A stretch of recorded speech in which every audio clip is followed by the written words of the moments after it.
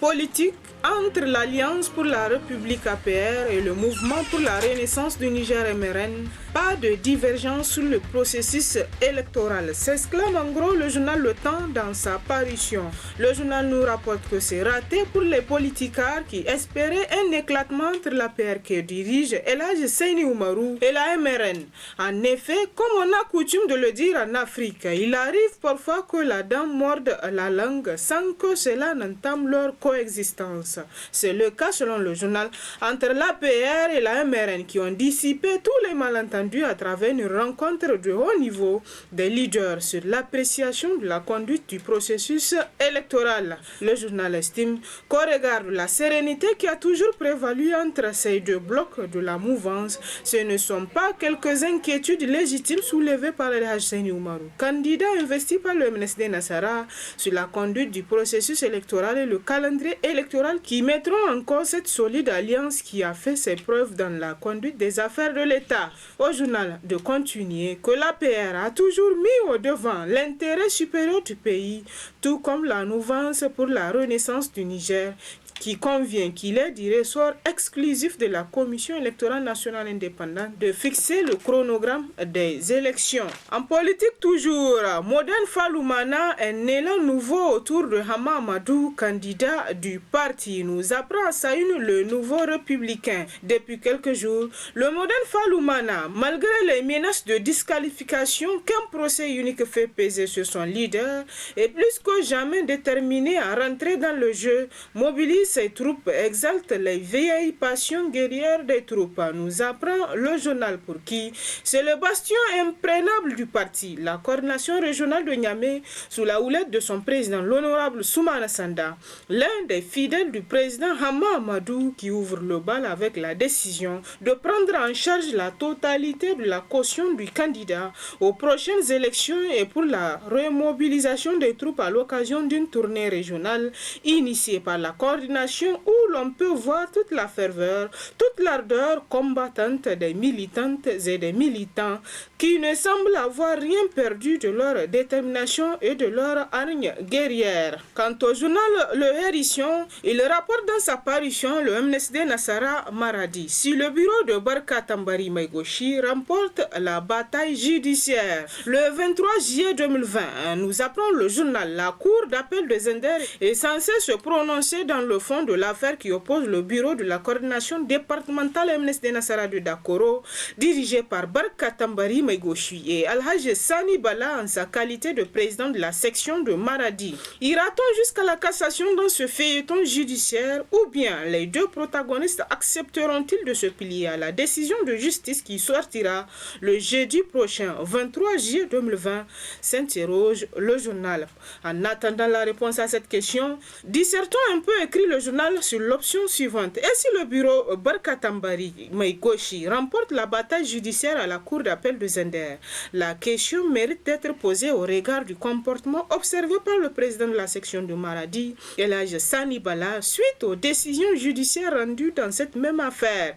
Par deux fois en référé, en première instance et en appel, la justice avait demandé à El Hadji Sani Bala de s'abstenir de toute émission dans le fonctionnement de la coordination départementale MNSD Nassara de Dakoro.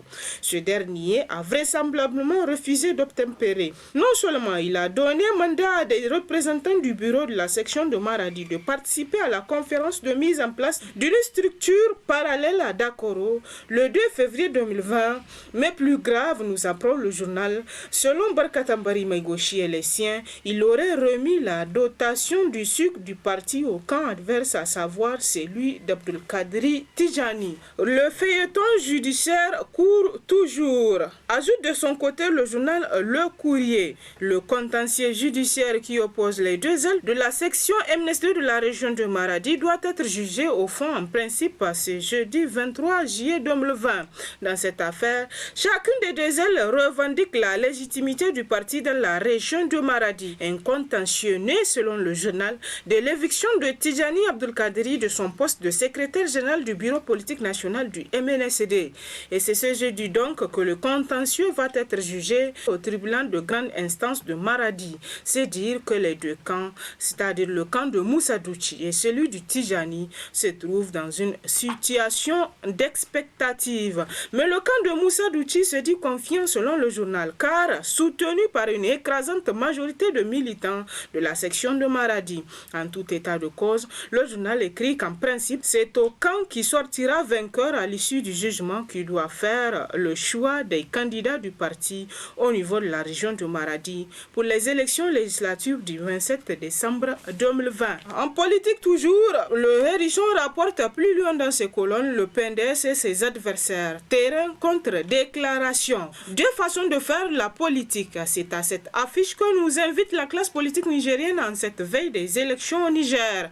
Avec d'un côté le président du parti nigérien pour la démocratie et le socialisme PNDS Tareya, Mohamed Bazoum, et de l'autre côté l'opposition politique nigérienne. Pour le patron du PNDS Tareya, l'heure est à la proximité avec les militants. C'est que le secrétaire général du comité exécutif national du parti, Hassoumi Massaoudou, a martelé dans une interview en ces termes: le terrain, le terrain, le terrain. Alors, pour marcher sur les traces du Soufou Mamadou, marcher sur les pistes à la découverte du Niger profond et de ses réalités, Bazoum Mohamed a quitté sa prestigieuse fonction de ministre d'État, ministre de l'Intérieur, de la Sécurité publique, de la décentralisation et des affaires coutumières et religieuses, faisant taire toutes les supputations du genre juge et parti, nous écrit le journal. En démocratie, on gagne par les suffrages populaires et non en lançant du gaz lacrymogène sur ses opposants. Le journal poursuit. Pendant que Bazoum Mohamed sillonne ville, village et hameau, à Niamey, les adversaires au régime de la Renaissance, ou disons les fronts coalisés de l'opposition, multiplient déclarations et communiqués. Dans son dernier document en date du 17 juillet 2020, signé Amadou Djibo Ali dit Max, l'opposition de réitérer ses exigences au nombre de 4. La tenue des élections locales avant les élections présidentielles, l'enrôlement et le vote des Nigériens à l'extérieur, la dissolution de la CENI, la démission des membres de la Cour constitutionnelle pour violation de leur serment. C'est sa façon à elle de faire la politique, écrit le confrère, pour qui seulement cette façon commence à dérouter plus d'un de ses partisans, comme celui-là qui a eu la réaction suivante. Il faut que nos leaders se disent que nous ne pouvons obtenir le changement à travers des simples déclarations. Il faut aller à la rencontre de la population pour les convaincre sur les insuffisances et travers la gouvernance actuelle afin de les amener à adhérer au mouvement porteur d'un Niger nouveau que nous incarnons.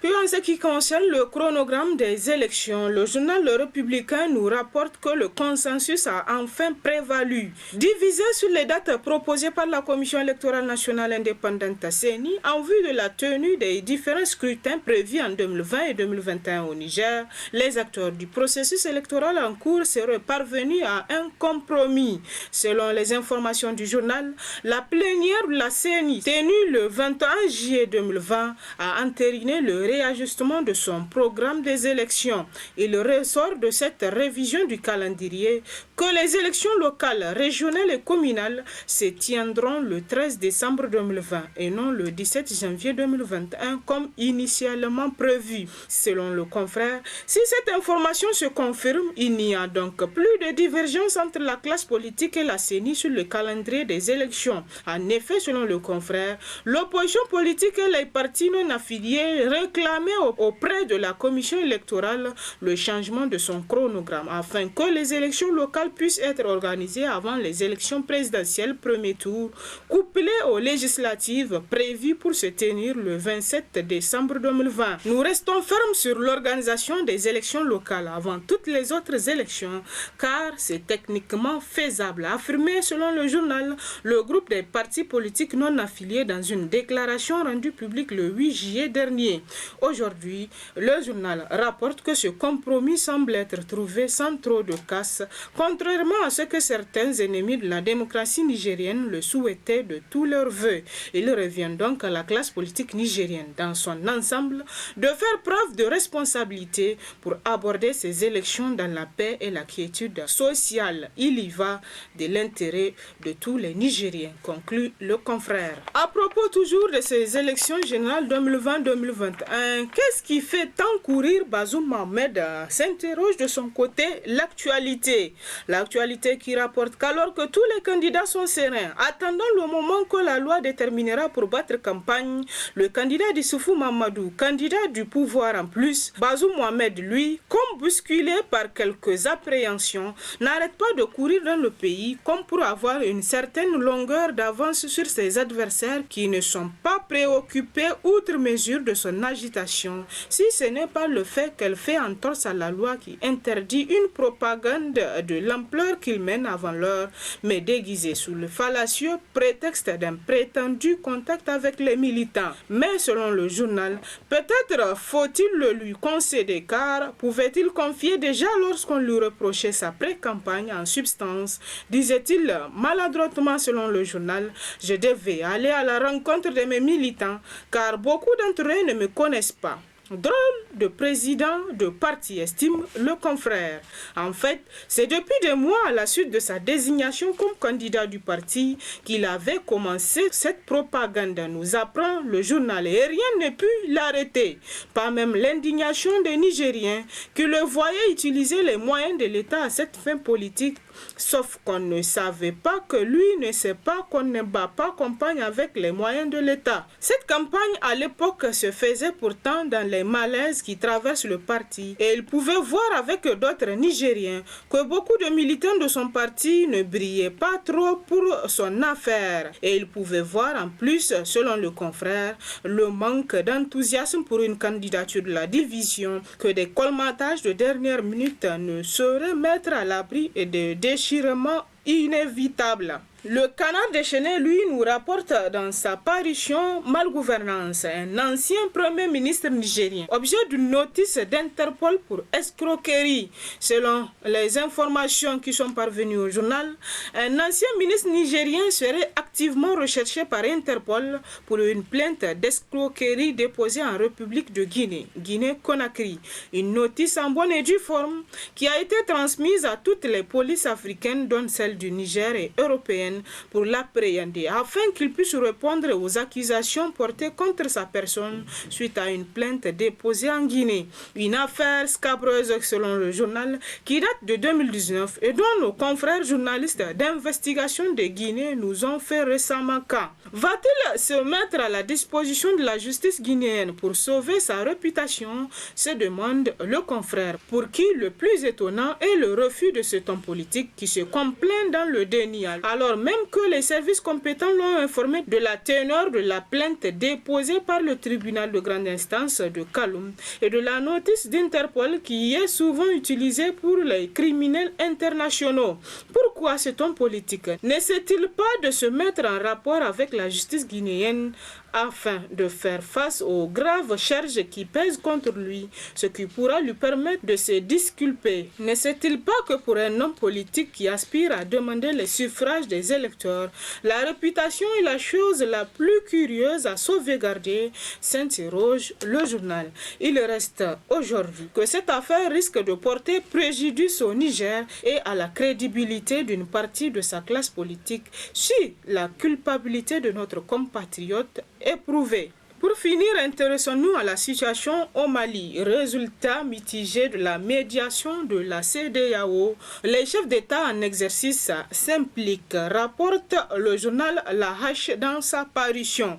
L'échec de la médiation de la crise malienne, de la délégation de haut niveau de la communauté économique des États de l'Afrique de l'Ouest, CEDEAO, qui avait à sa tête l'ancien président de la République fédérale du Nigeria, son Excellence Goodluck Jonathan, a poussé les chefs d'État États de la CEDEAO à revoir leur copie car une composante de la fronde contre Ibrahim Boubacar Keïta, à savoir le M5 RFP, a refusé toute concession et revendique la démission pure et simple du président malien, écrit le journal. C'est ainsi que le président de la République, chef de l'État, Issoufou Mahamadou, président en exercice de la conférence des chefs d'État et de gouvernement de la communauté économique des États de l'Afrique de l'Ouest, CEDEAO, sera à la tête d'une délégation des chefs d'État en exercice qui se rendra le jeudi 23 juillet 2020 à Bamako, Mali, pour essayer de trouver une issue à la crise socio-politique qui secoue ce pays depuis des mois. Une note verbale de la représentation permanente de la commission de la CEDEAO en République du Mali informe le ministère des Affaires étrangères de ce pays qu'une délégation de très haut niveau composée des chefs d'État de la sous-région se rendra au Mali en vue de contribuer à apaiser le climat socio-politique au Mali. La délégation est composée, outre le président nigérien, de celui de la Côte d'Ivoire Alassane Ouattara, du Nigérian Muhammadu Buhari, du Sénégalais Macky Sall et du Ghanéen Nana Akufo-Addo. Et c'est l'essentiel de l'actualité à travers les journaux cette semaine. Très bonne lecture et à la semaine prochaine, Inch'Allah.